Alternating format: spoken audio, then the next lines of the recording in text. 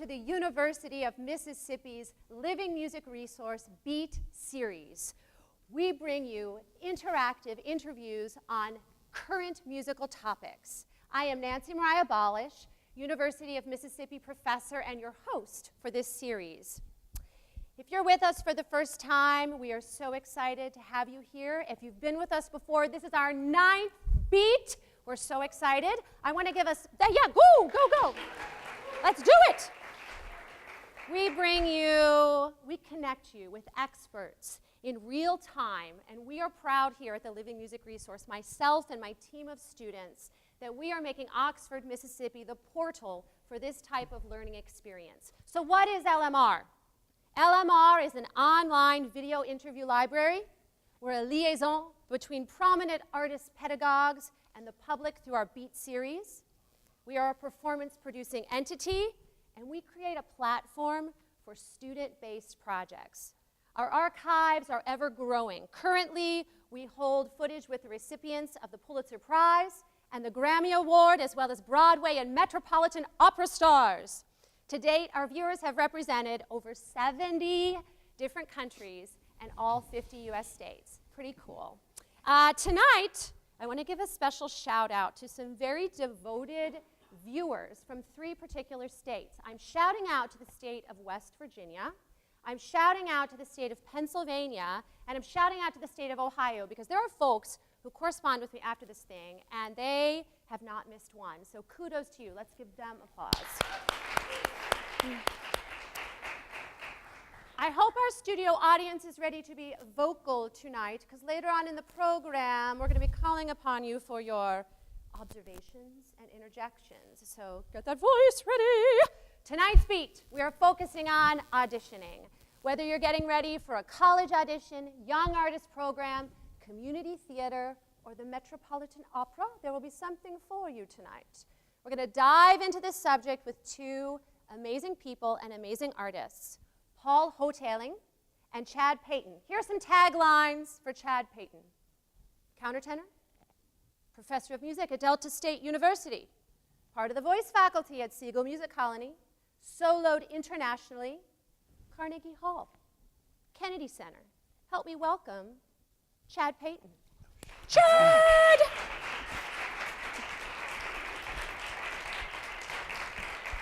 Welcome. Good to see you. Have a seat. Thank you. And we have another cohort in crime here. Paul Houghtaling, bass baritone, professor at the University of Alabama, Central City Opera, Lincoln Center's Meet the Artist series, New York Philharmonic, Carnegie Hall, director of Druid City Opera Workshop. Help me welcome Mr. Paul Houghtaling. Welcome. Good evening. Hey there. Nice to be here. Glad to have you. Hello. Now, I didn't say this in my warm-up, but I need to remind you, we want you to tweet at LivMuseRes. Look at that, it's on the screen.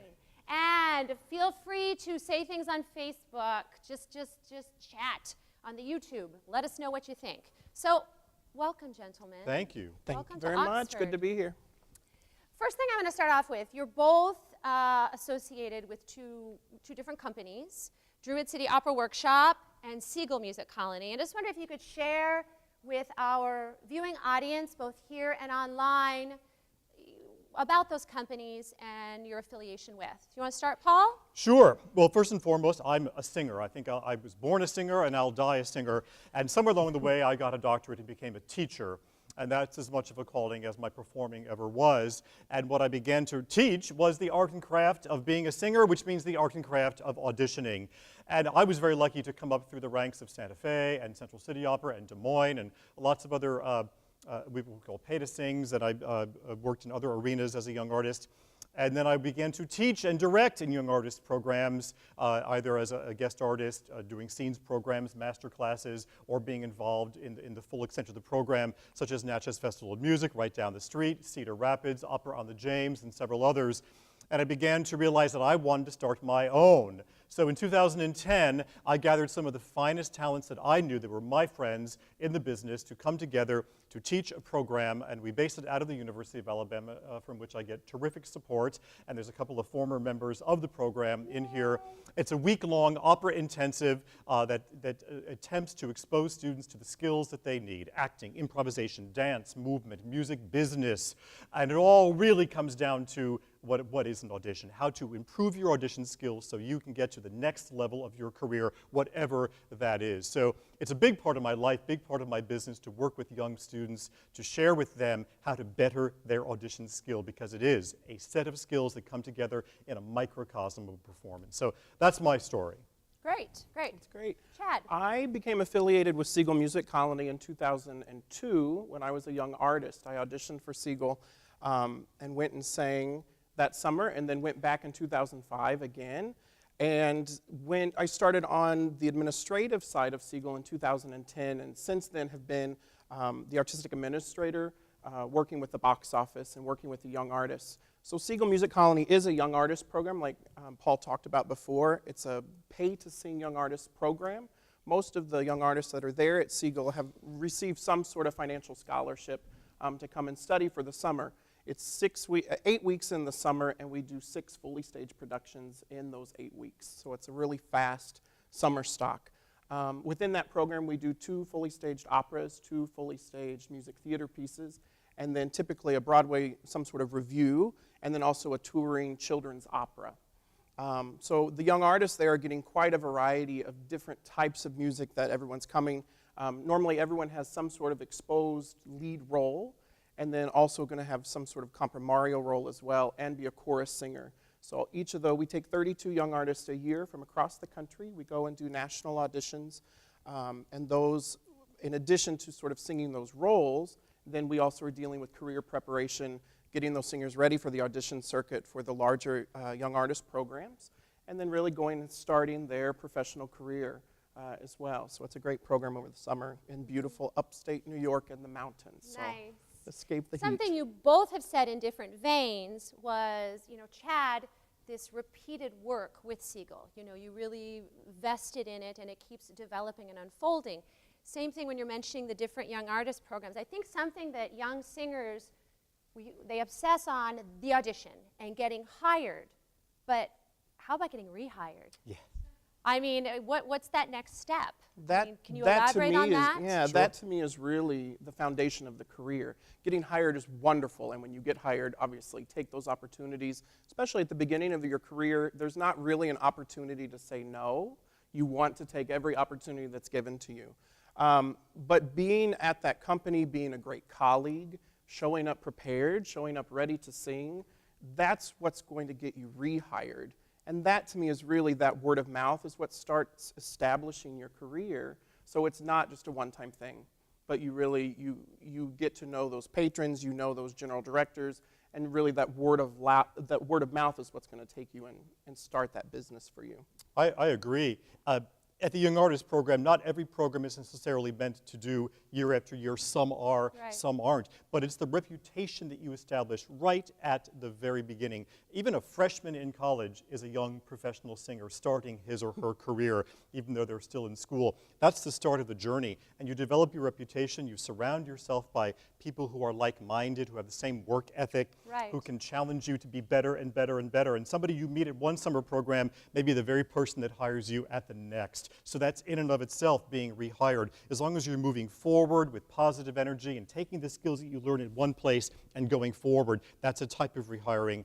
But then we're talking about what Chad and I both really kind of mean, is that later on in your career, you'd love to get hired by a company over and over and over again, because then you're truly making a living as an artist. If a resume is filled with one company, wonders. yes, one-hit wonders. Perhaps there's some reason why he or she didn't learn how to be a good colleague early on, but I mean, who knows? But rehiring has lots of meaning to it, and it's an important thing to consider.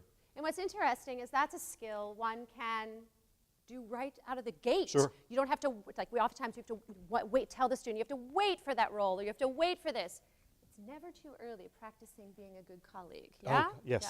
So I'm curious, when you're holding auditions, what is the most important thing that each of you look for? Just curious, what's important? Because it can vary between Sure. folks. You know, it's hard to say one thing, and I could come up with a list of words. I audition a variety of types of young artists for my summer program, and most of that is online auditioning, but some live auditions as well, depending on my travels around the country. And I sit in, of course, as a professor at the University of Alabama on a lot of auditions for graduate school, for our undergraduate program, master's degree, and doctoral. And I've sat in on a number of other auditions for the companies that I work with as well. What are we looking for? It's very hard to define potential, really hard to define what potential is. And if you're only going to work with them for a summer program, you don't know how much potential can come into it in a short amount of time. For school, that's different.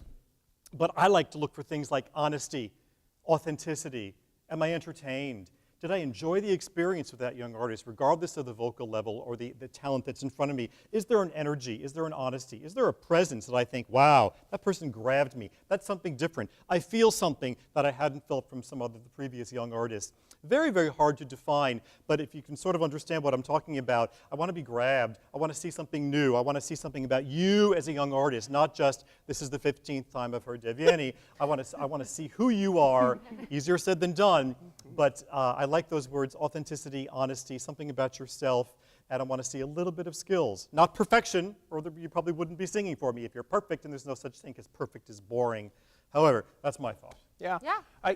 You have, number one, I'm going to listen for a great voice. It may not be a voice that's completely polished, because that's obviously, we at Seagle are sort of, we think of ourselves as like the finishing school right before you go off and enter the real world of this professional programs. But a great talent, of course.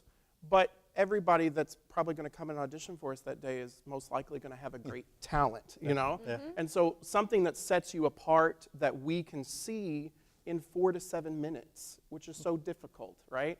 So watching a young artist come in, make bold choices, make big choices, it's not that we want to see Rusalka, you know, roller skating across the floor, but somebody that's going to make a choice and tie together the artistry, the technicality, and yet we never see you working in the audition. And that's so important, and it's a little different than preparing for that end of the semester jury where it's this safe space. This is your job interview.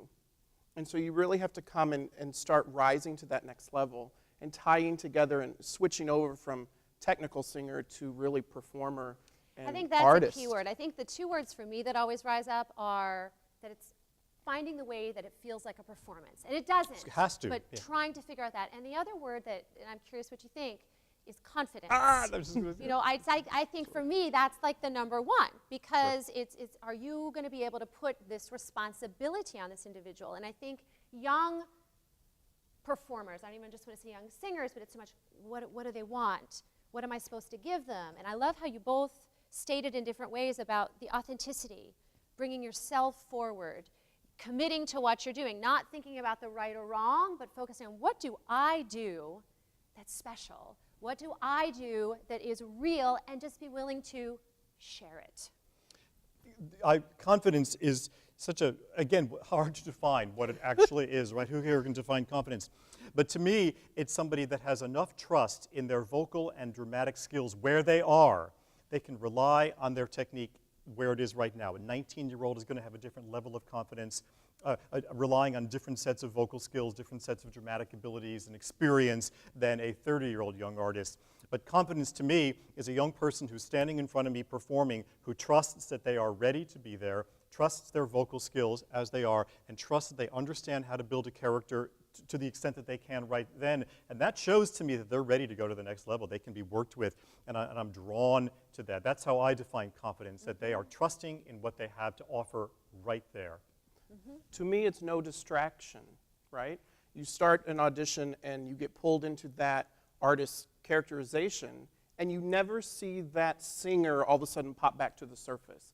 You never see the technique grab a hold of them. You never see that eye shift of, am I doing okay? Am I going, you know, they don't check in with the panel. They, in that moment, they are that character, so there would never be room for the Countess to be doubting her audition in that moment, right? So you just, it's shutting out that little voice of doubt, and it's staying so committed and true, setting goals before you walk into the audition, and that's just your focus point. I'm going to stay committed for the entire duration. I'm not going to get worried about how's it going, oh, that note, looking back. It's just staying so beeline focused until they call the next piece. I like that word committed too. You can make a mistake. We've all made mistakes, but it's never let them see you sweat. It's not about the mistake or about the recovery from it. It's how committed you are to the process of that audition. So that goes to confidence and all that. Seeing how you deal with that situation. We've all had days when we get up and start to sing, it's just not quite there. We've had that one note in the audition, but to see how the person gets past that and immediately goes to the next issue at hand, that tells me a lot about them as a colleague, as a young artist. Absolutely. Sure. I think that's a moment to actually show problem solving and wit and charm and all those things. Something that I find singers in music programs don't get a lot of practice at is the monologue. Finding where do I get the monologue? How do I practice the monologue? What do you suggest with the monologue? I think you need a variety of monologues in your package, right? For most, depending on the show, especially with music theater auditions, and even opera companies are starting to request the monologue, especially if they're doing operetta or if they're going to do sort of lighter. And so many large companies are bringing Sweeney Todd back. So it's not a day where an opera singer can say, I'll never have to speak in front of an audience. They're going to have that audition where they have to be prepared. I would be wary of online just postings of monologues. I think there are resources available and books available that divide up monologues by different intent, genre, age, and so do your research to make sure, especially in the world, I think, of music theater, age is important. Not necessarily your physical age, but the age in which you can play right now on stage. You want to make sure that your monologue is age appropriate in that particular time. Yep. I would avoid Shakespeare unless a company directly asks for it. In my day, because I'm older than everybody in the room, when I auditioned for Santa Fe in 1985 and 86, no one asked for monologues. It just wasn't a part of our process, even if they might have been doing Merry Widow or Fledermaus. Now the industry has changed, the training has changed, the sensibilities, their understanding. We're in the HD era. Things are very different. Our understanding of our acting ability, quite frankly, just needs to be quite different, and different training is happening. But I would avoid Shakespeare. I would ask a theater teacher. I would ask a theater professional, a straight play acting professional, what they recommend. But go to the company. Companies will very rarely say, bring a monologue. They'll be very specific about the style, about the genre, and they may also send you sides. Ashland Opera, for instance, is a very fine young artist and emerging artist program that recently changed into 2 levels from 1 level. And they sent their young artist sides, very specific things that they just were asked to read into their phone or just hold the phone up and make a little video.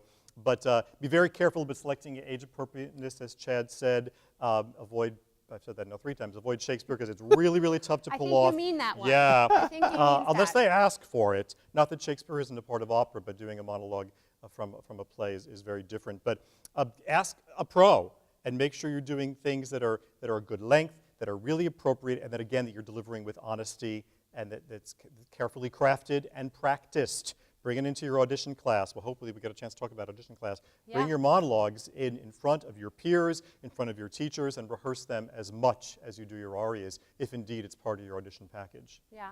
I have a question from a student. Do you have a go-to ritual for releasing nerves and tension before an audition? I think that's a great question. Yeah, for me, the strength that we have is preparation as performers. If you go in knowing that you are so prepared, for the most part, you have little to be worried about, right?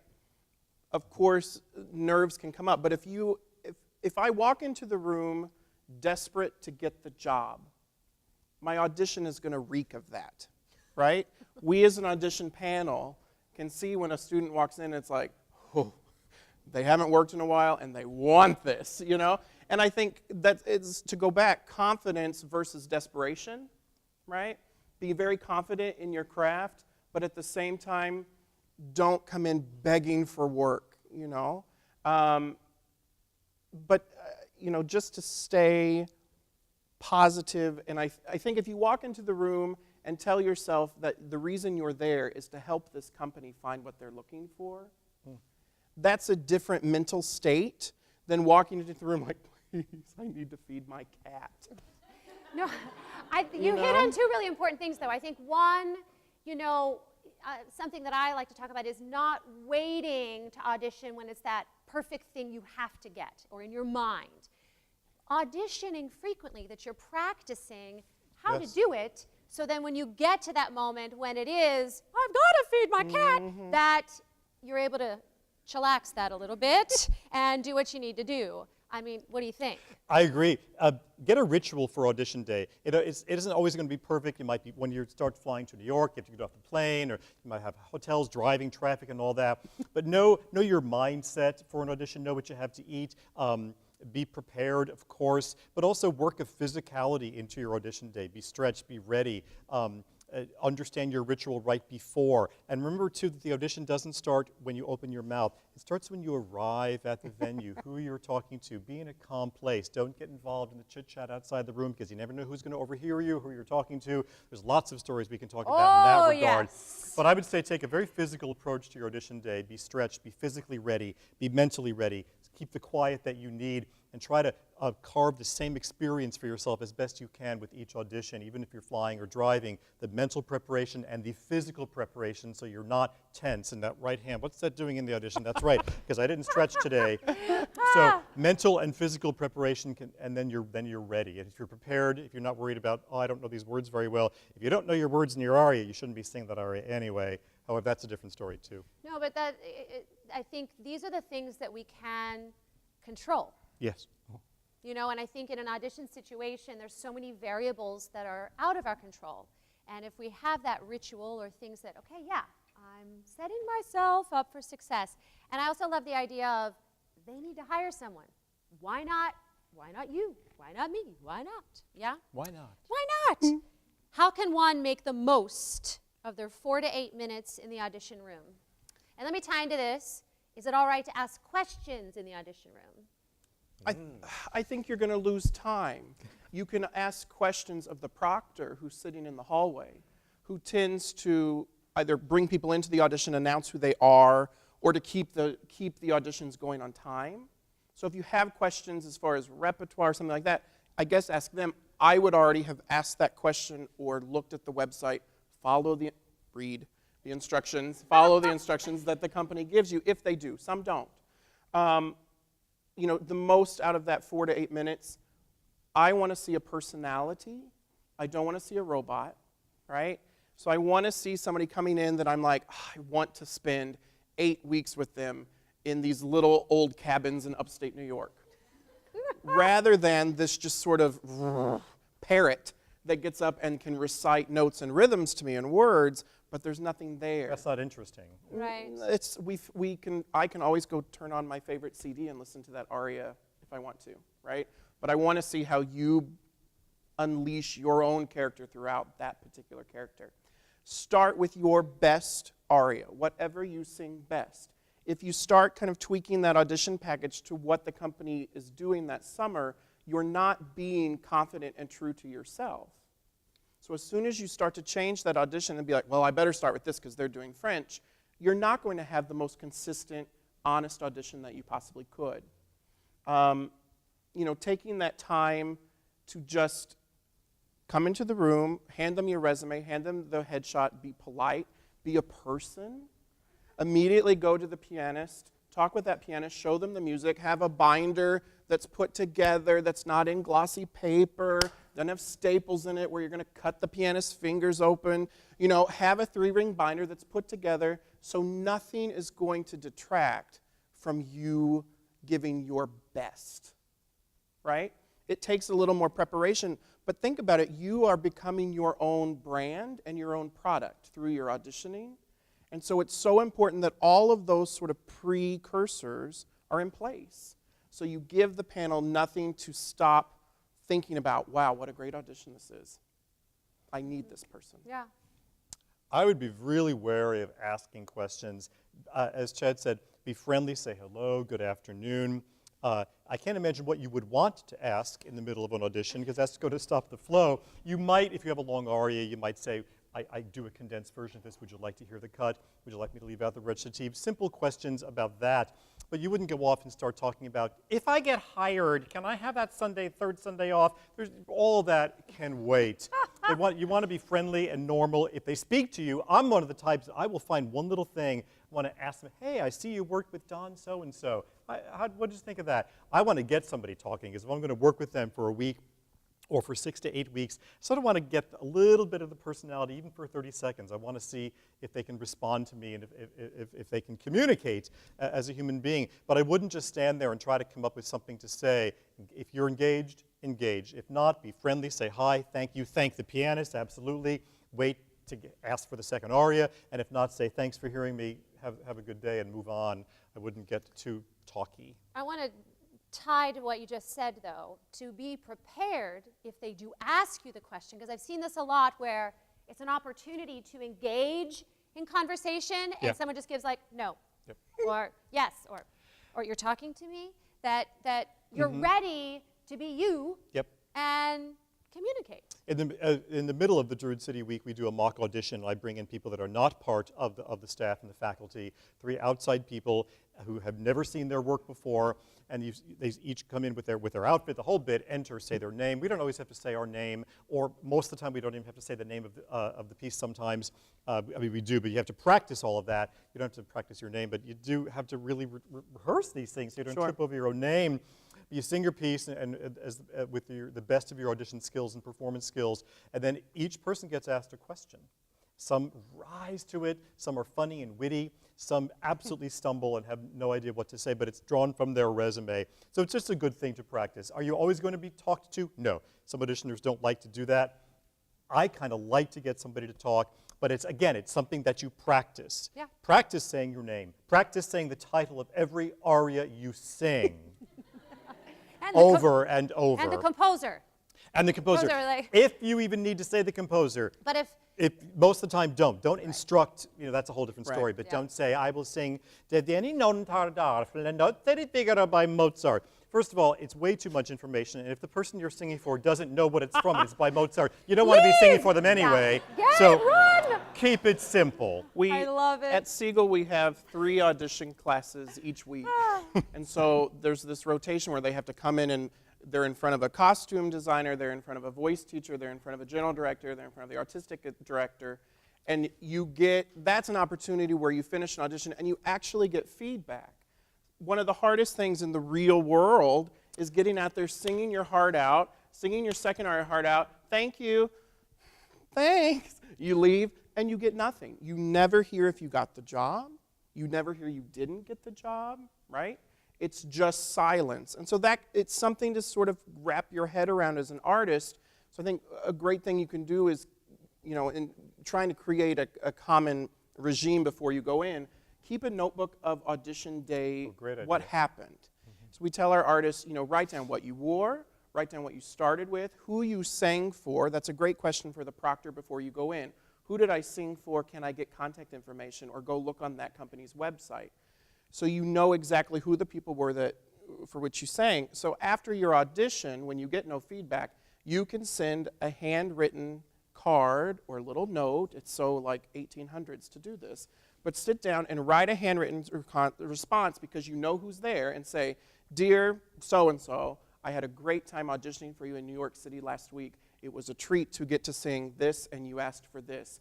Thank you so much for your time. I had a wonderful experience. Sincerely, your name will be on that general director's mind out of the stack of headshots that they received that day.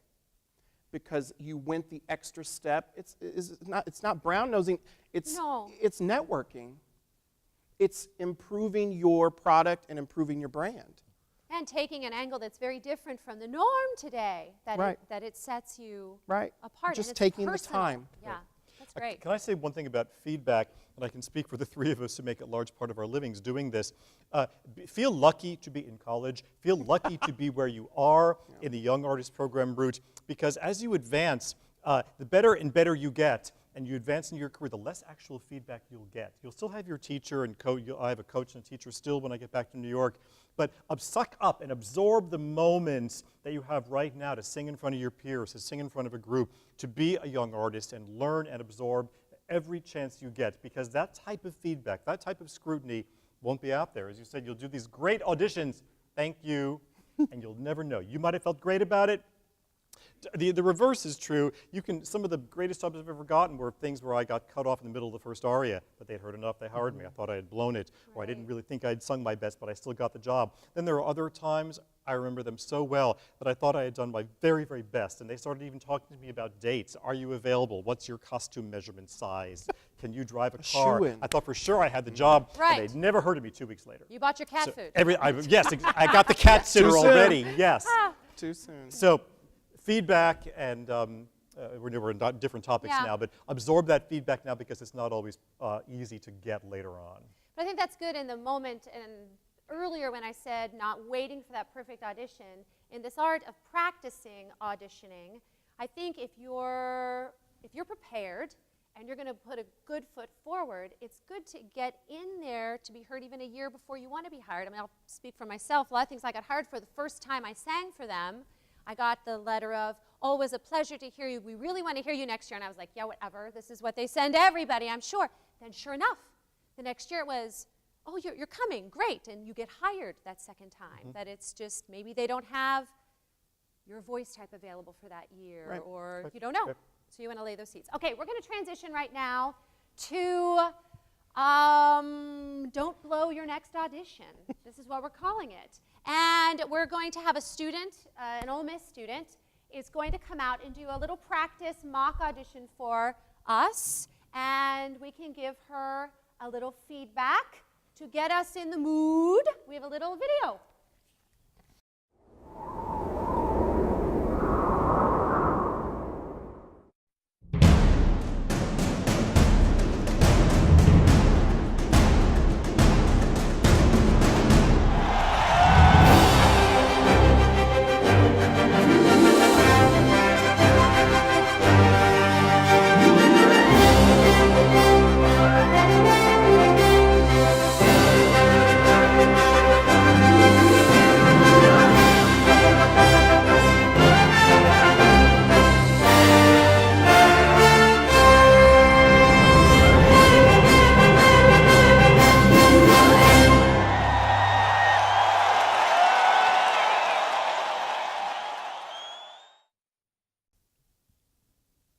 All right, we're now going to welcome our student out, and we're going to have a mock audition. All right, we're ready for you.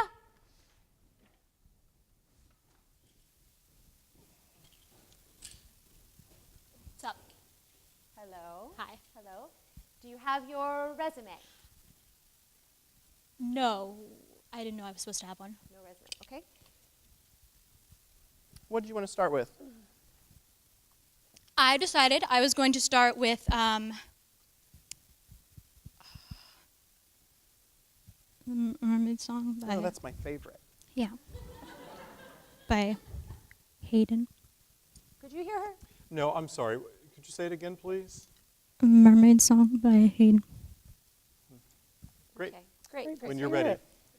No idea. Hold on. Sorry, hold on. Really?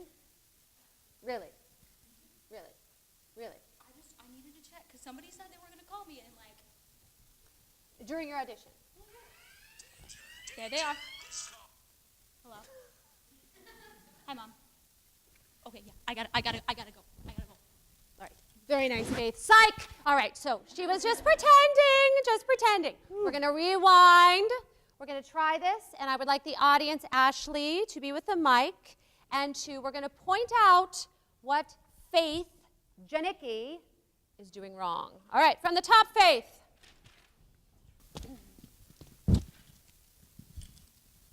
Whenever you're ready.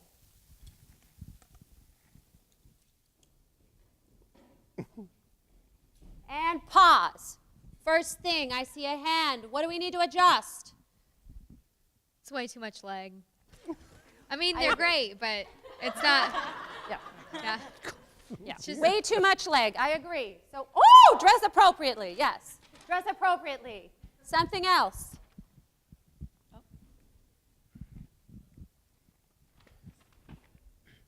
Her jewelry is making a lot of noise. Completely. Give me the jewelry. You lose it. All gone. And I love jewelry, but when appropriate. And it needs to match. All right, let's go. What else? You need to get rid of the gum. Hallelujah. No gum.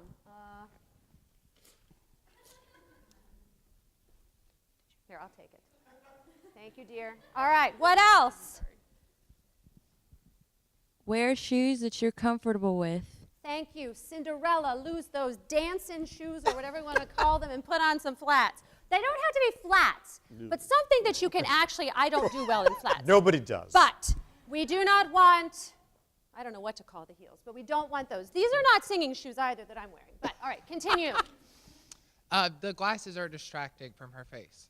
Absolutely. Let's get rid of the glasses. We want to see this gorgeous, beautiful face. How about something else with the face? Is anything else in the way? Her hair. I want to see this beautiful face. Here, I'm going to give you 2 bobby pins. Pin it up. See that face? Of course. Of course. Anything else? Anything else we missed? Did we miss anything, Faith? How about how she addressed us when she walked in the room, when Paul was saying about first impression? What did she say? What's up? What would be a better choice? Yes. What do you think, little lady? What should she have said? Hi there. Hi there, hello, much better choice. Because when she says, what's up, we're thinking, excuse me, I don't know you. What about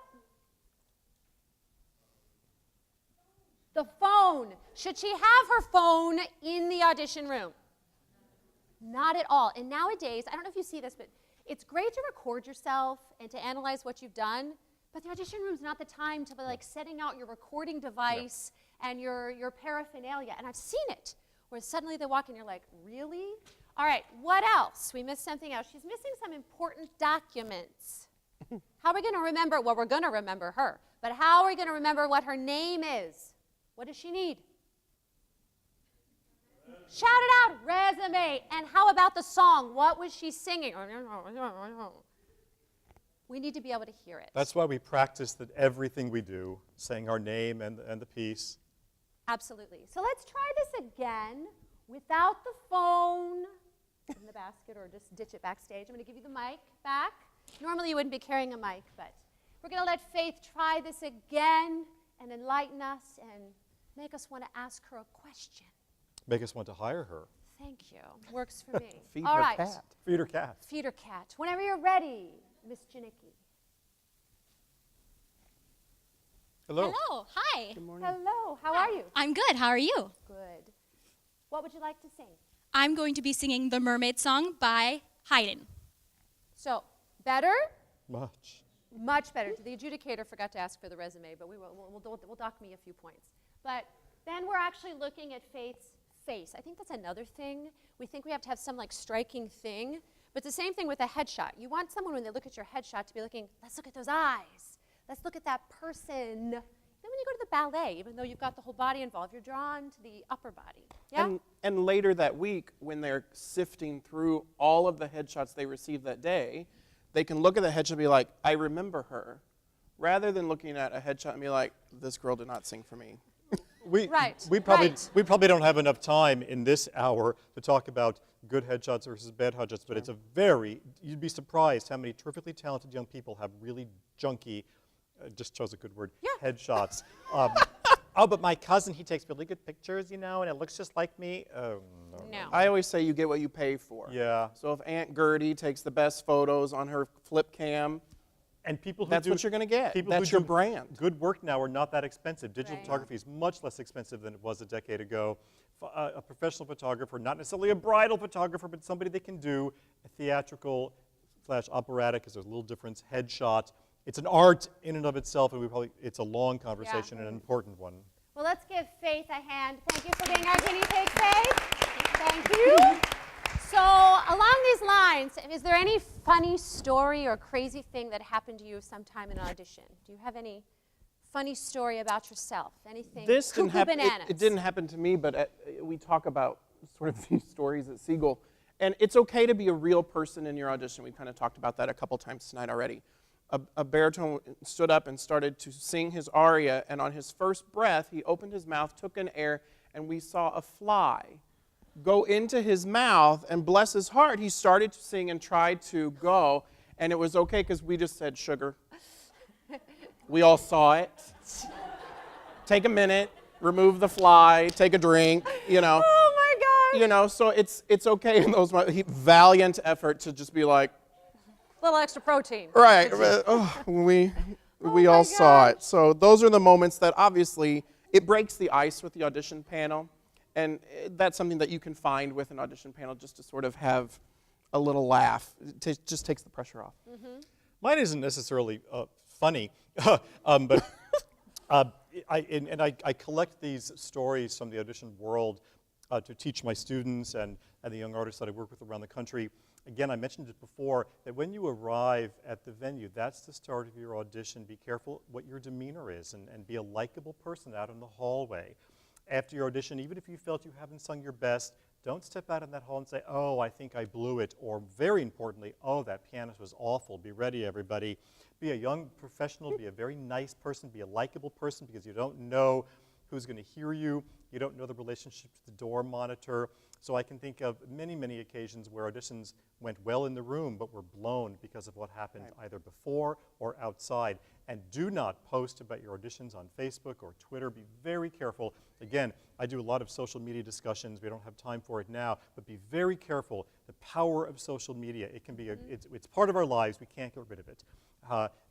But it could also be a very valuable and important networking tool, but can also hurt you if you think, oh, no one's going to see this because I'm not friends. Everybody sees everything. And it's permanent. It's permanent. Right. You shouldn't Everything be, you put out there, everything. permanent, forever. So be very careful about all of those things. Know that the audition is now forever because of social media. Be careful what you post. Don't even announce your auditions. Wait until the ink is dry in the contract to say, I am very proud to announce that I'm working. Otherwise, keep it to yourself and your teachers and your friends. So be careful about that. There are stories of people losing jobs because of social media comments or rude, arrogant, angry behavior. I can't believe you're running behind. I have another audition. That's too bad. You just have to be a really great person. The world is too small. Too small. And now with all the, with the social media, and again, you're creating that brand of yourself. Sure. And do you want your brand to be, I'm grouchy, I'm hard to please, I'm whatever. Not trustworthy online. Trustworthy, yeah. Right. You know? Yes. Absolutely, absolutely. Because some of the companies that you'll work for will have you sign, a form about. Confidentiality. Yes. Yes. Do you want to talk about that a little bit, for folks that aren't aware? Well, I mean, you instantly become a representation of that company. And so anything you say, you may not even realize what you're posting out on. It's just the trend. You don't realize that it could be taken the wrong way by one of that company's biggest donors. And your flippant remark that you may have put out there, or your political statement that you may have put out on Facebook, irritates that person and they threaten to pull their donation from the company. There's no place for it. You have to separate your personal life and this professional world, and you have to be the utmost professional. Now is the time to practice your professionalism while you are in school. Don't wait. You will never get hired. It's too late. You won't know how to just stand and act and carry yourself in a demeanor that shows respect towards this art form that's been around for hundreds of years. So it's just, I think social network is great for networking, keeping up with colleagues that you meet on a summer program and, getting to, that's great. I'm so happy for you. Wonderful. Keep the negativity off Facebook. Right. Positive people will have positive careers. And I know it's hard. We all get frustrated, but it's how you control that. And the word control, do I have one word? Do I have 1 second? Of course. Nancy mentioned it earlier. In this audition, this crazy business, there are very few things that we can control, but there are some that we can. We're never going to be able to control whether somebody likes our work. I don't like his voice. I don't like Minotti, or I just don't like that. I don't like the color red he wore, red tie. We can't control all of that, but there are things that we can control. Our appearance, an excellent looking resume, a terrific headshot that you don't have to go broke doing, our demeanor, our presence, all of that stuff we can control. We can have nice hair, good slacks, good shoes. We can control that. We can make important choices that are going to serve us, and then just do our best and stay positive as we move up through the ranks of our career. We can't control whether someone's going to like us, whether we're going to be under the weather, whether traffic is going to delay our arrival, all sorts of things we cannot control. But the things that we can control, and that's control with a small c, not a micromanaging. Right. No. Appearance is so important, ladies and gentlemen. Ladies, if you're not good at makeup, get some help. Gentlemen, get a nice haircut. The scruffy thing is sexy and in, not always in an audition. Be really careful how you present yourself. Appearance is everything, because that's the first thing we see. We're going to see you walk in the room before we even hear you, so look good, look nice, choose the audition outfit carefully. You know, it's really doesn't bother me when a guy doesn't wear a tie. You have a nice jacket on, good slacks. Some guys put them to white ties.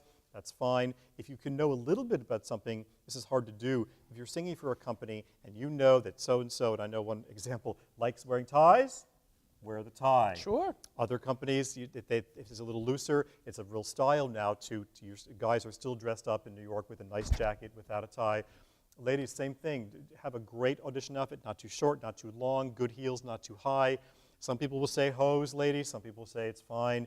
There's a fine line. I don't mind, because I can't tell sometimes if a young lady is wearing hose or not. Depends on the size of the hall. Sometimes you don't know whether you're going to be on a high stage. But there are all sorts of things to consider, and these are also things that you practice. At my program, when we have audition class, you dress the part, you put on your outfit, and we pick it apart. We talk about the color, the length, all of that. So it goes to the word control. Control, to the best of your ability, the things that you have control of at this time, and then the rest will Well, come it empowers your you. way. Yes. And then it ties to this control with the lower C, then carries over into that confidence. Yeah. You can carry yourself confidently because you've been thoughtful in how you've gone about it. You know what you're putting forth. Yes. Yeah. Question from the audience.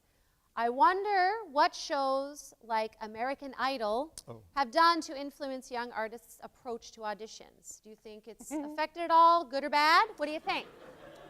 Seems like a big question. I think any opportunity for people at home to sit down and get an opportunity to hear live music is a great opportunity. That is our business. It's what we've spent so much time doing. Is it different than what you should do in an opera audition? Yes. American Idol has those weeks of like the awful auditions, right? Nobody comes to an opera audition dressed as like a giant yellow chicken. But on Idol, like that person's going to get at least to the main camera and get some time on American TV, right? So it's separate. I think it's made the business a little more immediate, and the expectation for immediacy, I think, is there. And wanting that feedback, which I don't think you'll receive from the classical auditions. It's just, that's a different sort of sphere. But, you know, again, the live music theater shows on TV right now. Those are great. What an opportunity for young children to be watching live theater and to be exposed to something that they may not be exposed to in their curriculum at school because there's not time, or their school doesn't have a music program or a theater program. So I think taking advantage of the resources that you have an opportunity to see and study and to learn and critique, I think those are really important. But knowing the difference and doing your research about this field, the company in which you're auditioning for, that's the pre-search that I think you obviously need to be doing if you want to be taken seriously. I think for a young singer, things like, or classical artists, you know, things like the Met HD broadcast it's much more beneficial than America's Got Talent or American Idol. And what happened with that, the advent of that sort of stuff, is that people would say, oh, opera, my favorite opera singer is Charlotte Church. I used to pass out when I heard that, and now I just roll my eyes and walk away. Because she wasn't an opera singer, and she wasn't ready to do that kind of stuff. So it can have a negative impact on the general populace's understanding of what actual opera is. Just like, oh, my favorite opera is The Phantom of the Opera. we've all heard that. Sure. But still, any opportunity is a good opportunity. I love the comment about just hearing live music. But for a young singer sitting in this room, go to the Met HD broadcasts and tune off American Idol, because you're not going to learn anything from that. Go to the library. Go get old records. Go sit and this generation of no CDs anymore and no liner notes, and it's so No, I good. know. Had to go to the library, give your ID, check out different the world. headphones. You know, you carved out time to do it. Yeah. We used to be digging through opera news to find the next opera posting. You all have Right. opportunities like Yap Tracker now, Yap which I think Tracker, is one of the greatest and scariest products that's available to singers, because in one click, you can audition for everything. And you may not be ready for those Yes, companies that's yet. an important point. You know. Be careful that you're not auditioning way over your head. There is a stepping stone. If you're ready for an audition, what Nancy mentioned earlier, you might not get the job the first year, but you might get it the second time or third time around. Many, many things you have to audition for over and over again.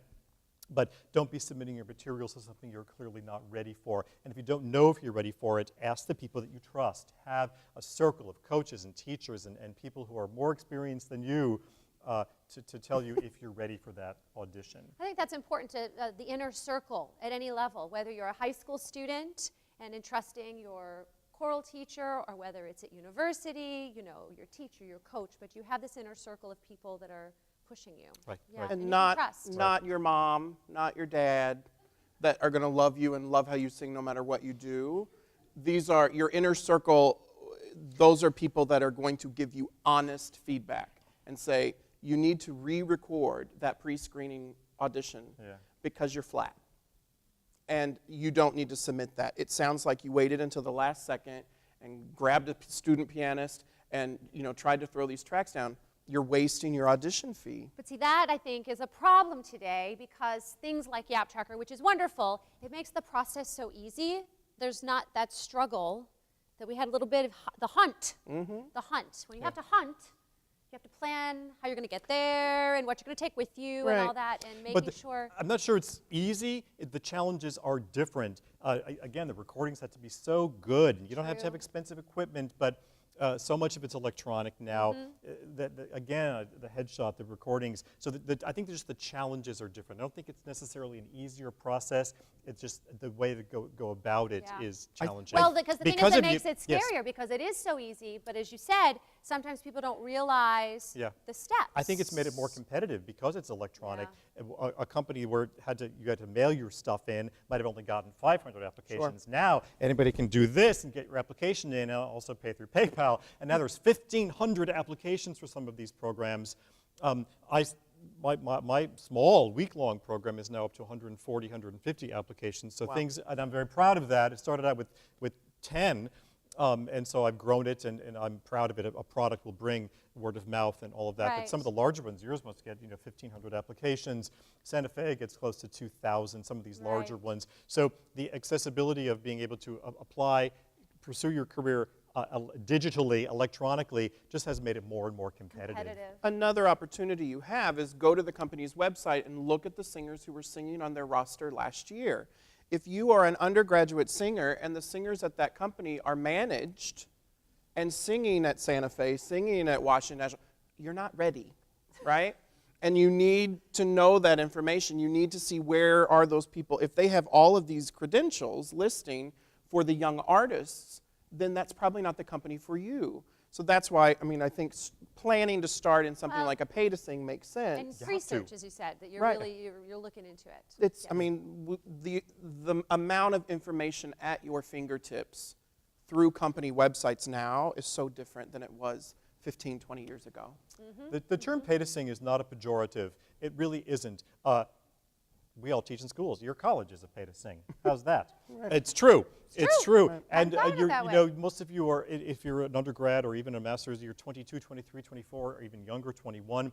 You're paying for your education. These summer programs, which might cost a fee, many of them have scholarship opportunities. Don't decide not to audition for something because you might think, I won't be able to afford it. Wait and see. Do the audition. They might love you so much that we're going to give you a free ride. We need men. Sorry, ladies. We need men. So the men are going to get a little more scholarship money.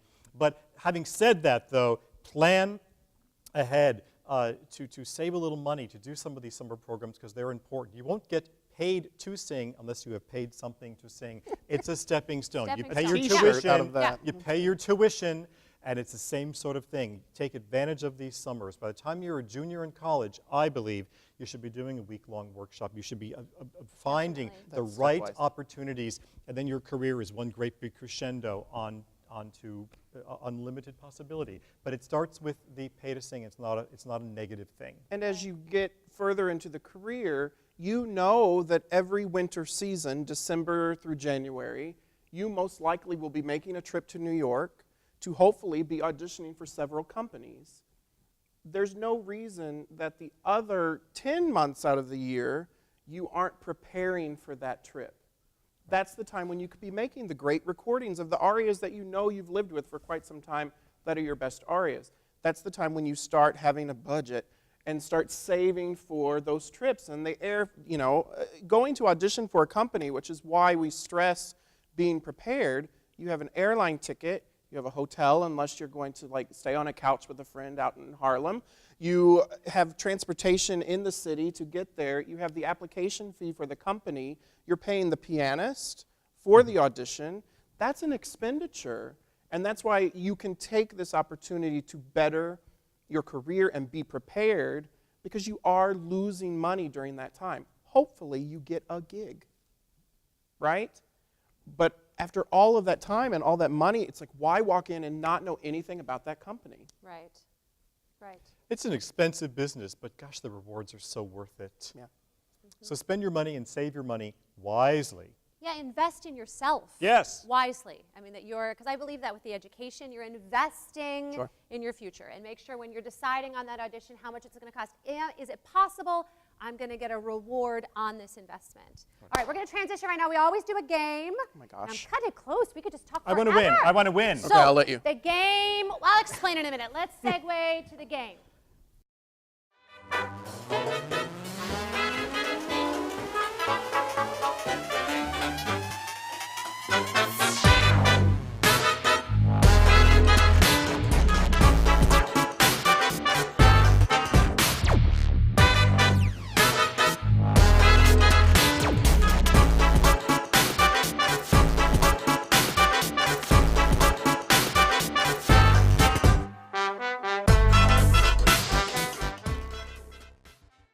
Did I put it on the right way? I hate for it to be upside down, right? So here we are. We have our two guests in their sleep masks with the lovely bedazzled LMR on them.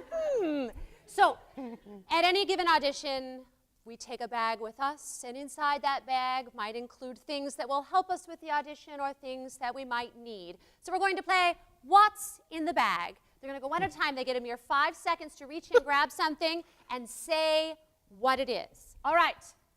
Chad, Hello. why don't you go first? All right. Reaching in, grab one item, please. One item. I'm in a pocket all of a sudden. Okay. Okay, you get 5 seconds.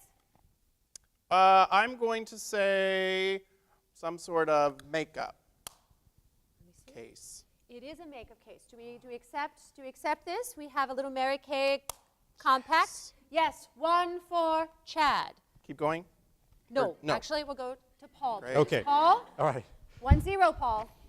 No pressure. This, because I own lots of it, is hairspray. But it should be a smaller travel container. It but could I be think, spray I think paint, you this never is- know. Take that on the plane. It's hairspray. That's right. I will take that. Very good. 1-1. I love All it. right. Go for it, sir. All right. I have some sort of lipstick.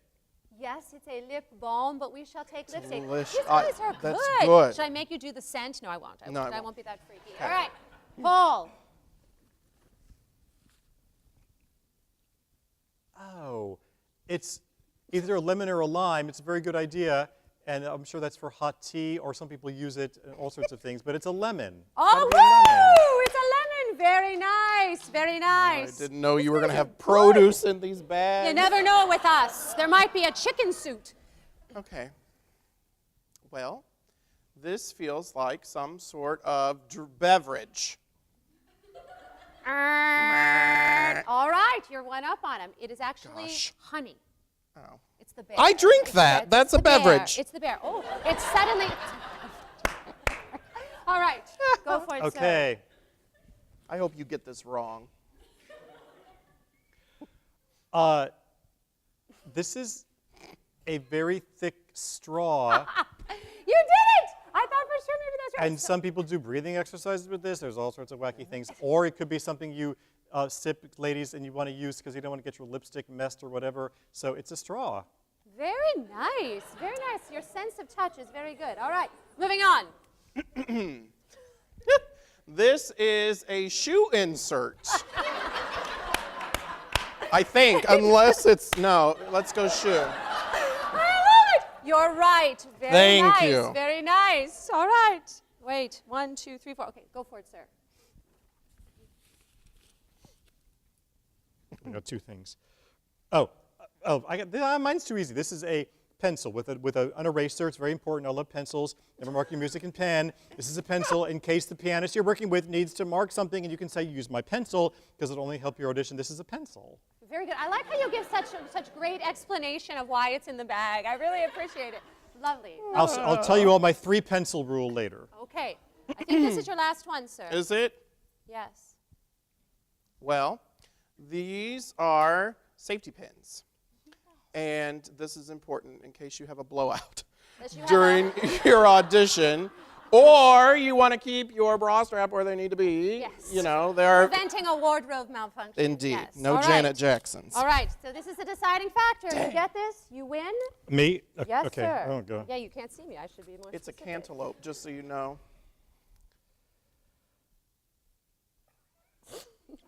Oh, I like this. Time. It's a charm. It's a bracelet. I don't. It is right. It's it is right. Do we? What do we do? Do we? I say that was after time, right? What'd you say? I know we only have one trophy. We're going to do a tiebreaker. He can have the he can have the it. trophy. All I'll right. give Well, it to him. let's take off those masks, gentlemen. All right. Very nice work on your guessing. What's in the Thank bag? I shall remove. You get 2, but I want you to keep your bedazzled. Yes. I will. I will use keep this your tonight. bedazzled mask. Now I'm going to. So what would the bracelet be for? An appropriate accessory? Don't forget your accessories. But Yeah, because that's a good point. We talked about not accessorizing excessively, but that's very pretty. That would work. that would work. So, Paul, Yes. Gosh. Oh, I'm Stand so and pleased. accept. it's very So serious. pleased. I would like to add to your trophy collection Oh, and look present at you that. with What's in the Bag, February 4th, What's- 2016. I couldn't have give done him it a without hand. Chad, though. Couldn't have done it without Chad. You want to thank all the other worthy contestants? All the other fine dorks in my category, I just would like to Without me losing, you wouldn't have won. look at that. Thank That's you. right. So as you can tell, this conversation could go on a really Yeah. long time, and we have the pleasure of having these gentlemen here in Oxford for several days. They're going to be doing master classes tomorrow on our campus, and we're going to be hosting an audition day on Saturday where they're going to be listening to singers from the region, actually, for possible employment with their companies. So we're creating a networking opportunity. So thank you, gentlemen, for Thank you. coming and been being great to be part here. of this. There's so many people to thank besides these amazing guests. I want to thank time our for you. donors. We want to remain a free resource, and we want to keep this accessible to all. It thrills me to no end when I hear that a public school is using LMR, and it happens, and it just makes my heart tick fast. You can donate online through our site or through the University of Mississippi Foundation. They handle all of this. I want to thank Wayne Andrews and his amazing staff. This is our second beat now here at the Powerhouse. We found a home. I want to thank the University of Mississippi Music Department and our incredible students. This is a student-run organization where they are gaining skills that will hopefully serve them so well in the real world. I want to call them up. I'd like to call up Melanie Colhane. I'd like to call up Cody Arthur. I want to call up Faith Janicki, Ashley Ashmore. Where are these people? Sarah Nichols, Olivia Sanders, Lacey Hindman, and I don't know if I said Rachel Dennis yet. If I didn't, I'm saying it again. Rachel Dennis. Please give these amazing students a hand. All right. I sincerely thank you. Now back to your camera. Tonight, we have some high school students in the audience, and we're going to do a little drawing. Do we have our little papers? I have some happies that some random folks are going to get because we're interested in collaborations. We're interested in building bridges, whether that's in the community whether that's with other art forms, whether that's with other locations, whatever it may be. So we're thrilled to have these high school students here. So I'm gonna embarrass them. Will you come forward? I have a little happy for you, a little iTunes gift card that I would like to give you. Sally Hardy, Kenyetta Mathis, and Cora Lawrence. I hope I'm saying these names right. Come on up. I want to give you a little happy from LMR. Come on. Thank you. So glad you're here. So glad you're here. All right. So what's next? Please like us on Facebook. Please join LMR. It's free. If you do, I'll be able to keep you up to date on things, and I'm not revealing everything yet. We've got an exciting concert event coming up later this spring. So like us, join LMR to find out all the details. And remember, the music research revolution continues!